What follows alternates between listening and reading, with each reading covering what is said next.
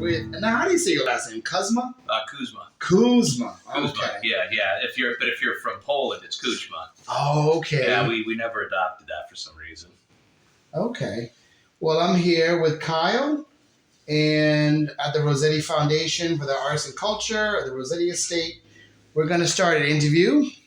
Okay. So, Kyle, your art is known for its bold use of color and geometric shapes. What initially inspired you to explore these elements in your work? So I started when I got into doing abstract paintings, I started by watching a lot of other artists and what they were doing. Mm-hmm. And there was a lot of craziness and chaos to their paintings. And then I started to watch somebody who was using painter's tape to create very specific edges and shapes and outlines versus painting it easily by hand. Mm-hmm. Or not so easily, but it's just seeing them do these kind of neat things with shapes really intrigued me because I was like, wow, look at these. These are the perfect shape they should be. I couldn't do that freehand at all. Right.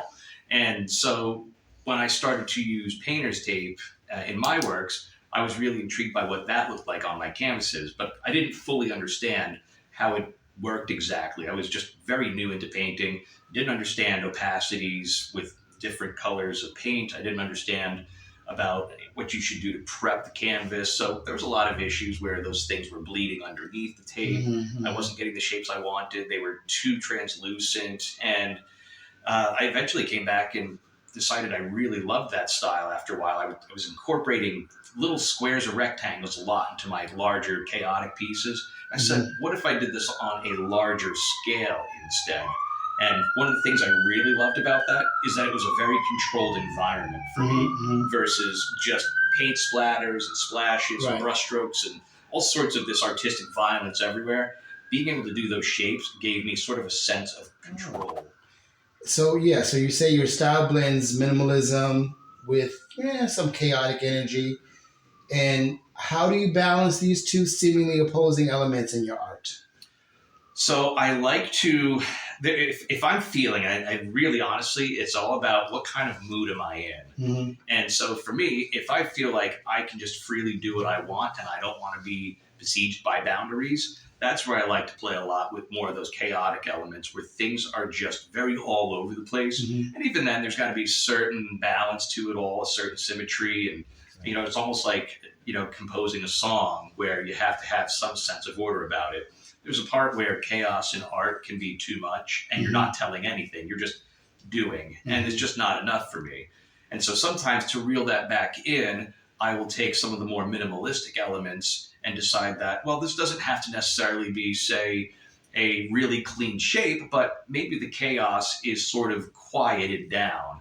And I know I have a couple pieces in the show where they may be lacking some of those more distinct shapes, but they tend to play on a more atmospheric level where you can tell there's some chaos, but it's almost more like if you could capture a fog in different colors and really pull back the restraints on what you're doing with that chaos. And I love both. There's times where I love to be more, in control and have those boundaries, those hard edges to my shapes. Mm-hmm.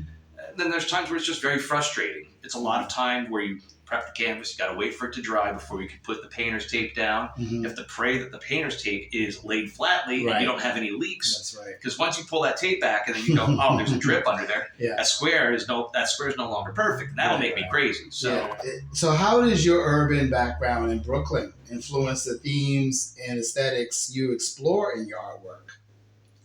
So Brooklyn, by contrast to where we moved when I was 15, I spent 15 years, probably I think it was age 15, 30 in the Pocono Mountains. Mm-hmm. Very rural, very beautiful.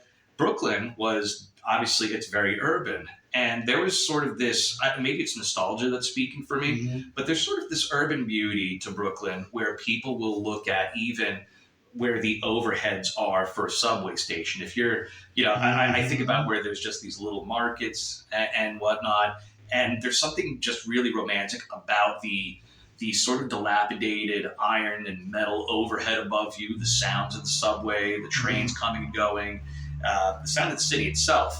There's no buildings in Brooklyn that to me stood out as here's this really time-specific construction where you can go around Scranton and the Poconos and say, yeah, this is very Victorian looking. But where I grew up, it was a lot of apartments. Right. There was a lot of houses there too, but there's nothing that made me think this is some grandiose kind of style. Mm-hmm. And so I think about a lot of those grungier parts of Brooklyn, and I used to go all throughout Brooklyn as a kid. A lot of those parts influenced me because they're part of my childhood. They're some of my happiest memories. And I always just wish I could be back underneath, one of those train stations again, just kind of soaking in the atmosphere that's around you. And so I love to take what those memories are and put them back into a The canvas. challenges that you face in developing your unique style. Having to let go of control and perfection. Okay. It is the most difficult task of all. The reason I got into painting was I attended some sip and paint event years and years ago, and I absolutely hated it because they taught us how to paint a sunset against a tree. Mm-hmm. Came out terribly. And every time I tried to do something like that, I knew I liked creating, but I was just terrible at painting landscapes and people or things. Mm-hmm. I was so hell-bent on perfection that I couldn't enjoy painting. And so when I came across abstraction, I thought this is really great because nothing has to make sense. And eventually there came a point where I figured out some of this does have to make sense. You can't just do this here, that there, and none of it connects. There has to be some way that even parts that contrast and juxtapose each other still have some sort of mutual agreement going on, that they both belong on this canvas. And so even if I make a mistake on a canvas, now with the abstract pieces, I have to just say, okay, it happened. It's everyone laughs, but it's always that same thing that Bob Ross said, happy little mistake. You find another way to work with it. Right. And that's something that I've had to really kind of push through, is allowing this didn't turn out how I wanted. So now I have to figure out how it's going to be part of the canvas. Your other primary influences, and how have artists like, I think, Mark Rothko and Franz Klein, how will they shape your approach to painting?